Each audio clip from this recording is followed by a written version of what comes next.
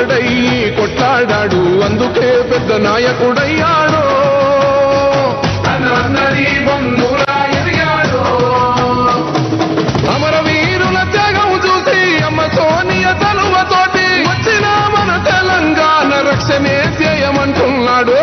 రంగుల జెండా బట్టి సింగమోలే కదిలినాడు. ఒక్కరో కాంగ్రెస్ సూర్యుడు మన రేవంత్ అన్న నిగ్గదీసి అడిగే మొలగాడు.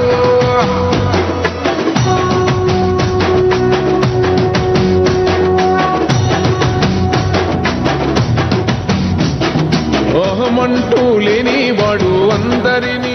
తెలంగాణ రాష్ట్రం అది పోలీస్ డిపార్ట్మెంట్ అయినా ఫారెస్ట్ డిపార్ట్మెంట్ అయినా దేశంలోని రాష్ట్రాల్లో మొదటి లేదా రెండో స్థానంలో ఉంటున్నాయి.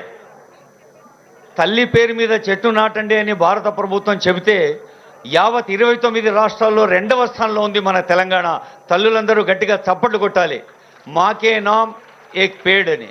ఇలాంటి పథకాలు మరి ప్రజలందరినీ ప్రోత్సాహపరుస్తూ ఉత్సాహపరుస్తూ సాగుతున్న గౌరవనీయులైన ముఖ్యమంత్రి గారికి మనం అందరం హృదయపూర్వకంగా స్వాగతం పలుకుతూ, పచ్చ బంగారం పంచేందుకు ప్రతి తల్లిని కోటీశ్వరాలుగా చేసేందుకు ఇందిరా మహిళా శక్తి సంబరాలు కూడా సీఎం గారి గైడెన్స్లో సీఎం గారి ఆదేశం మేరకు సాగుతున్నాయి రాష్ట్ర వ్యాప్తంగా.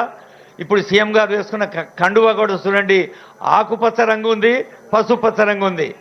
అటు పచ్చదనం, ఇటు బంగారం. ఈ పచ్చ బంగారం సభకు అందరం లేచి నిలబడదాం. మన పచ్చ బంగారం కోసం తెలంగాణ తల్లి పాట పాడుకుందాం.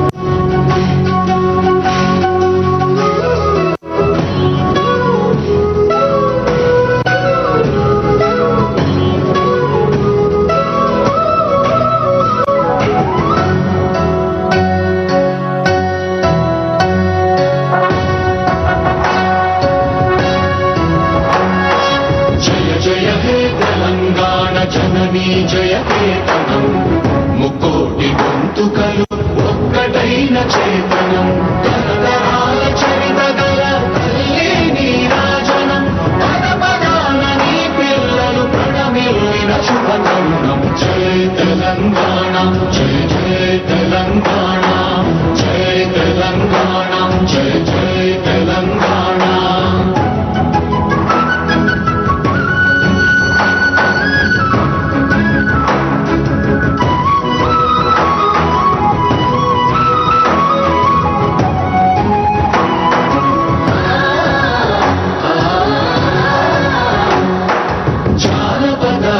జీవన జావళీలు జాలువార కవి గాయక వైతాళిక కళల మంజీరాలు జాతిని జాగృత పరచే గీతాల జనజాతర అనునిత్యం నీ గానం అమ్మ నీవే మా ప్రాణం. జయ తెలంగాణ, జయ జయ తెలంగాణ, జయ తెలంగాణ, జయ జయ తెలంగాణ.